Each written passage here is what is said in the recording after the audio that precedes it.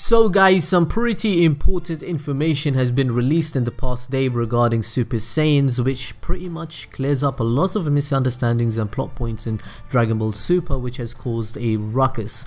I am pretty sure most of you have heard about this new information, but we try our best and would like to talk about it. So let's go balls deep and dive into explaining the results of this new information regarding S cells and why it resulted in Kale, Caulifla and Cabba to achieve Super Saiyan so easily.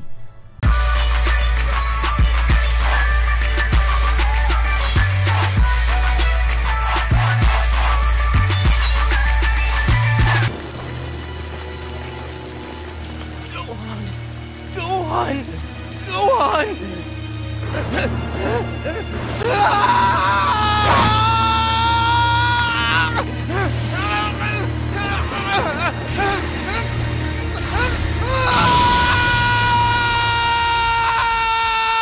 Okay, now I'm going to try and explain this as best I can. Now, this new information from Psycho Jump may cause some of you to go into cardiac arrest yourself or become Super Saiyan in real life with how baffling this new concept may be, or the alternative, you will love this concept. Me, myself, I appreciate it. I found it very interesting and it cleared a lot of things up in Dragon Ball with Goku, Vegeta, Cabba and Kale and all of the other things, to be frank. In this new translated interview, which is canon and explained from the creator himself, Toriyama, which he was asked in this interview, can anyone become a Super Saiyan as long as they train? According to Toriyama, becoming a Super Saiyan is not really dependent upon training or rage. In reality, the transformation is dependent upon genetics and the level of certain unique cells found within the Saiyan species. Toriyama referred to these cells as S cells, and I'm assuming the S means Saiyan or some shit because that makes some sense, right? And shout outs to Herms and Ken on Twitter for translating this stuff. I suggest you guys follow them. They're really great guys and they're a big part of this community. Once these S cells reach a certain amount, a trigger is needed to increase and activate the S cells and cause a change in the body. Now, the trigger itself is usually displayed to be anger, or in Dragon Ball Super, the trigger was shown to be different for Kale and the other bitch, I don't think, what's her name? Caulifla. So in Dragon Ball Super, the trigger was as simple as to focus and form a sensation in the upper back directly below their neck on a Saiyan. But the trigger itself is not really important, but the amount of S cells is what determines a Nappa from a Vegeta. According to Toriyama, all Saiyans have S cells in their body, but most of them do not have enough to actually transform into a Super Saiyan.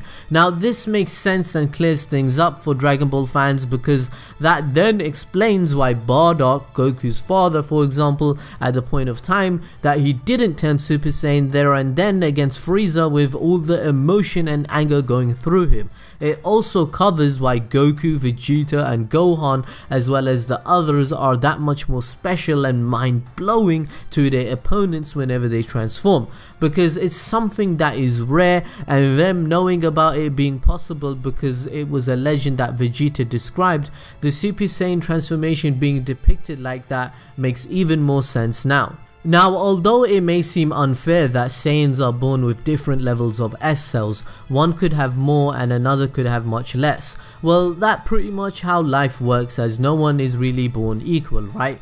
But Toriyama went on to explain that the level of S cells can increase, like for instance between Goku and Vegeta, as it may have been possible that Vegeta was born with a higher level of S cells, but Goku achieved the Saiyan transformation much quicker than he did. In fact, Vegeta had to go through so much hardship to achieve the transformation. So why did this happen? Well, Toriyama stated that a gentle heart or spirit can naturally increase the level of S cells. Goku being raised in planet Earth and having a good loving environment contributed to his increase of S cells, while Vegeta only probably felt that after coming to Earth. Like, don't forget, Vegeta's transformation to a Super Saiyan was only after him having a family, as much as he didn't seem to like it, right?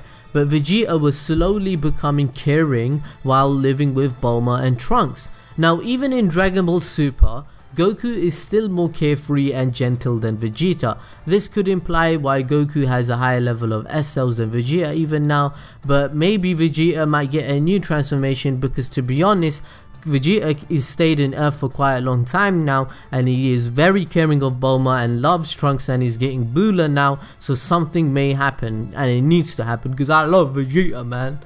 Okay, so now that we have covered the difference between Goku and Vegeta and the reason why Goku is usually one step ahead during the series of Dragon Ball, because he was on the Earth longer and he has a gentle heart and everything, so that's why he achieved Super Saiyan quicker. Let's go on to the second generation of the Half Saiyans. The revelation of S cells explains a lot of things like why Gohan, Trunks and Goten achieved the Super Saiyan transformations at a very young age. So as I mentioned earlier, having a gentle spirit is the best way to increase the level of S cells that you have. The Half Saiyan human combination more likely contributed to this, and especially in the early interview that we all know that Toriyama said that Saiyan half humans have, you know, a high level potential of battle power, and they're stronger in that way too. So along with the earthly environment combined with that, it is also possible that Goten and Trunks had a high level of S cells when they were born compared to the other people. Now, although I've mentioned the value of S cells a lot in this video, this does not say that a high battle power is not needed, and that's why I'm mentioning that half-breed Saiyans, you know, Toriyama stated that they're extra special, and this was important to why those young kids achieve Super Saiyan so quickly. So overall, what is needed to transform into a Super Saiyan is that a level of S cells needs to be great, the state of one's spirit or heart needs to be in motion, the battle power is important, and a trigger is needed for it to make happen. So I'll try and explain this in layman's terms for you guys about S cells and why Kale, Caulifla and Cabba achieve Super Saiyan transformation so easily by kinda making a chart. We can say that these new Saiyans that we see in Dragon Ball Super are different from the Saiyans in Universe 7 in terms of how much S cells they have. So let's do a quick comparison per se. Goku has decent amount of S cells, he has a good heart, he was on the earth environment, he has a high power level, his emotion of being angered and a trigger caused him to go Super Saiyan. Vegeta, he's the same, he had a decent amount of S cells, he was cold hearted which was eventually changed, his emotion was anger and intense training, and he has a high power level which resulted in him becoming Super Saiyan. Now Cabba is different.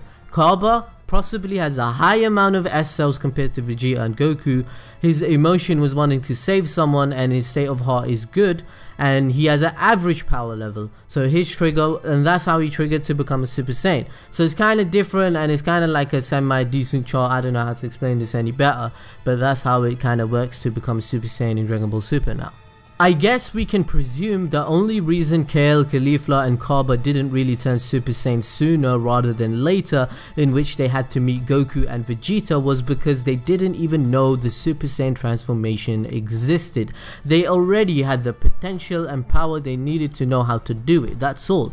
This is proven because Toriyama in the same interview explains that most Saiyans are born with the talent of fighting, but they still have to be taught things such as flying, and not all children are given this special training to even increase their fighting power. So it kinda clears up with this new information is that the real reason Cabba and Kale and Caulifla now transformed faster than all the other Saiyans such as Goku, Gohan and Vegeta and stuff is because their S cell potential is amazing, and maybe their planet or circumstances are different from everything that we knew, and that as a result of the Saiyan race not being deleted and the race actually continuing on to exist through the generations of breeding, that the S cells in them is amazing and their state of heart is great.